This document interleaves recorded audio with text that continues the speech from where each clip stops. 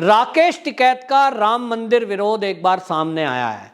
एक बार फिर से पत्रकारों से बात करते हुए राकेश टिकैत ने इस तरह का बयान दिया है, उससे लग रहा है कि राकेश टिकैत को अयोध्या का बन रहा राम जी का मंदिर अच्छा नहीं लग रहा। पत्रकारों ने हरियाणा में एक कार्यक्रम में उनसे पूछा कि आप राम मंदिर के मुद्दे पर क्या कहेंगे, तो वो बोलते हैं देश में मंदिर तो बहुत हैं, हर गांव में मंदिर है, तो मंदिर का मुद्दा नहीं चलेगा, विकास का मुद्दा चलेगा। जब वो पूछते हैं पत्रकार के विकास के मुद्दे पर उत्तर प्रदेश के चुनाव को आप क्या देखते हैं, तो उन्होंने बयान दिया कि सीटें कम आएंगी पहली बार से। लेकिन इनके इस बयान में हमें योगी जी से जो इनको डर है वो भी साफ साफ दिखाई दिया, क्योंकि राकेश टिकैत जो अभी तक ये कह रहा था कि गठबंधन को जिताएंगे, गठबंधन जीतना चाहिए, बीजेपी ने वादे पूरे नहीं किए, एमएसपी पर कमेटी नहीं बनाई, हालांकि वो इस बात को दोहराते हैं, लेकिन अब राकेश टिकैत को लग गया है कि आएंगे तो योगी जी, तो पंगा क्यों लिया जाए, और इसलिए वो योगी जी के विरुद्ध एक शब्द भी बोलने से डरते हुए नजर आए। एक शब्द नहीं बोला, कहीं किसी सभा में नहीं बोला। जब कोई उनसे पूछता है आप किसको सपोर्ट करते हैं, तो वो कह रहे हैं हमने किसानों को समझा दिया है, हमने उनको बता दिया है, सब समझते हैं किसको कहां वोट देनी है। मतलब वो खुलकर ये नहीं कह रहे कि वो लोक दल के साथ हैं या कांग्रेस के इशारे पर काम कर रहे हैं, तो वो कहने से बच रहे। इसी से आप समझिए कि राकेश टिकैत, जबकि पश्चिमी उत्तर प्रदेश के चुनाव में मात्र 2 दिन बचे हैं, राकेश टिकैत के इस बयान से यह जाहिर होता है कि राकेश टिकैत भी मान चुके हैं कि भले ही पिछली बार 2017 से बीजेपी की सीटें कुछ कम आएंगी, लेकिन आएंगे तो योगी जी ही। अब ये जो बयान है ये बड़ा डर डर का बयान दिखाई दे रहा है, और डर उनका वाजिब है, क्योंकि योगी आदित्यनाथ जी के बारे में जो भी लोग जानते और समझते हैं, अब तो पूरी दुनिया जानती है कि Yogi ji law and order के मुद्दे पर किसी को भी नहीं बख्शते। तो ये पूरा दबाव है। आपको बताएं, जितना 1 साल आंदोलन राकेश टिकैत जी ने किया था, उस पूरे दौरान बीजेपी के कार्यकर्ता, उत्तर प्रदेश के निवासी, दिल्ली के लोग और देश के लोग, आप देखिए उस समय के ट्वीट उठा करके पूरे देश के लोग ये कह रहे थे कि ये सारा आंदोलन राकेश टिकैत का करा धरा है, इसको उठा करके जेल में डालो। जिस तरह की आए दिन बयानबाजी चल रही थी, राकेश टिकैत जी को तो उम्मीद भी नहीं होगी कि उत्तर प्रदेश में वो जो है योगी जी की सरकार दोबारा आएगी। इनको लग रहा था कि कांग्रेस का एजेंडा है, इस एजेंडे को चलाते रहिए, बवाल करते रहिए, योगी सरकार जो है उनके ऊपर सख्ती करेगी, उसके कारण से वो जाटों समेत देश के किसानों को, उत्तर प्रदेश के किसानों को भड़काएंगे, और उसके कारण से यूपी में योगी जी की सरकार चली जाएगी। यही योजना बनाई थी कांग्रेसियों ने कि किसी तरह से योगी जी को दोबारा यूपी में सीएम बनने से रोका जाए। अगर योगी जी दोबारा सीएम बनते हैं तो उनकी दाल गलनी नहीं। देश का सबसे बड़ा राज्य और वहां सत्ता प्राप्त करना, ये विपक्ष की एक तरह से ये ख्वाहिश रही है, क्योंकि ये कहते हैं कि जिसका उत्तर प्रदेश में शासन है उसी का केंद्र में शासन है, और ये जो इस तरह का विचार है ये अभी तक चलता आया। तो आप देखिए कि मोदी जी भी उत्तर प्रदेश से ही सांसद है, इसीलिए तो आज तो देश में शासन है, और इसी वजह से है तो इन सब की ताकत लगी। और इन्होंने जब योजना बनाई 1 साल पहले कि किस तरह से योगी जी को रोका जाए, तो इनको लगा कि उत्तर प्रदेश में लोगों को भड़काओ।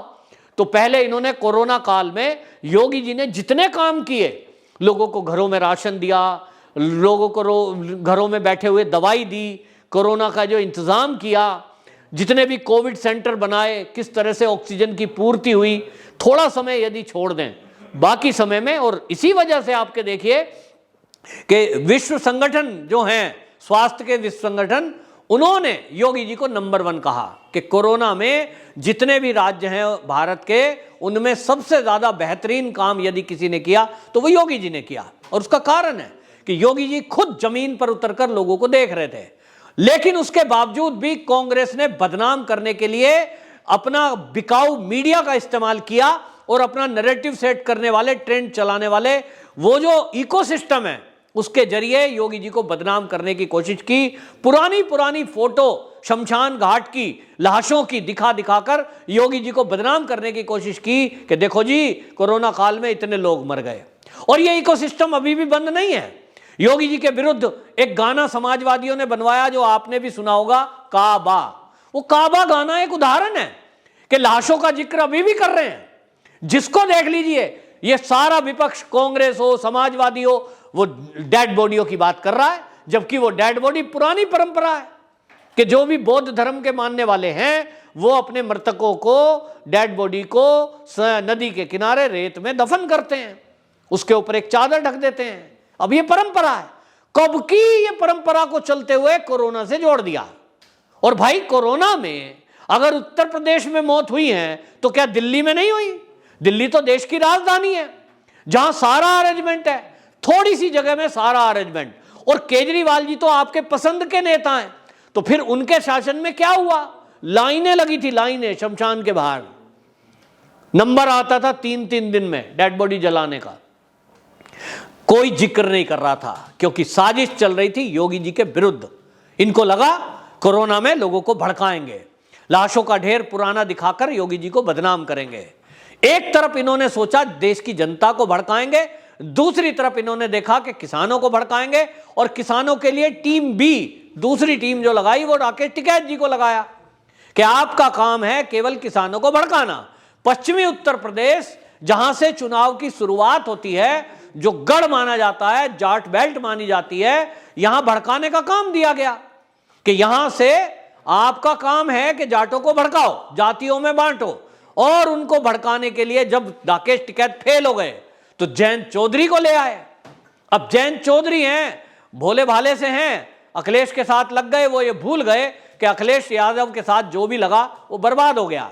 बहन मायावती जी लगी, आज यूपी से गायब। कांग्रेस लगी, राहुल गांधी साइकिल पे बैठा, यूपी से गायब। अब जयंत चौधरी जी, जो चौधराट थोड़ी बहुत बची हुई इज्जत है उसको खत्म करने की तरफ लगे और गलती से बैठ गए साइकिल पर। नतीजा क्या होगा आपको दिखाई दे जाएगा, 10 मार्च को रिजल्ट आएंगे। लेकिन ये लोग कह रहे हैं, उधर के लोग ही कह रहे हैं जो जयंत चौधरी के गांव के और पड़ोसी हैं, कह रहे हैं भाई नेता बढ़िया है पर दोस्ती गलत कर ली, साथ गलत ले लिया। अगर जयंत चौधरी बीजेपी के साथ होते निश्चित रूप से सम्मानजनक स्थिति होती और मंत्रालय तो पक्का था, ये मान सम्मान रहता। लेकिन आज की डेट में आएंगे तो वो अभी भी, क्योंकि 2-4 सीट लाएंगे, उनका लेकर वो क्या करेंगे? सत्ता में आएंगे योगी जी ही, तो निश्चित रूप से उनको आना बीजेपी में ही है। लेकिन बाद में समर्थन देने से साफ क्लियर बेइज्जती होगी कि भैया लालच में आए, मंत्रालय लेने के लिए आए। पहले आते तो उनको लगा कि अब जो जयंत चौधरी है उसका भी हालत यह है कि जहां से वो खड़े हैं, मेरी उस क्षेत्र के लोगों से बात होती है, जाटों से बात होती है, वो कहते हैं साहब जयंत चौधरी अपनी कुर्सी बचा ले। जिन क्षेत्रों से खड़े किए 3 एमएलए, मात्र 2 या 3 सीट मिलेंगी। तो राकेश टिकैत घबराए हुए हैं कि भाई योगी जी दोबारा आ रहे हैं, फैसले अभी हुए नहीं, मुकदमे वापस हुए नहीं, क्या होगा? तो खैर इसलिए उन्होंने अकलबंदी करी है, क्योंकि मैं एक बात हमेशा से बोलता रहा हूं, राकेश टिकैत जी को सलाह देता रहा हूं, भाई मैं भी मेरठ जिले का हूं, पड़ोसी हूं और किसान परिवार से हूं, तो मैंने एक सलाह दी थी कि कायदे में रहोगे तो फायदे में रहोगे।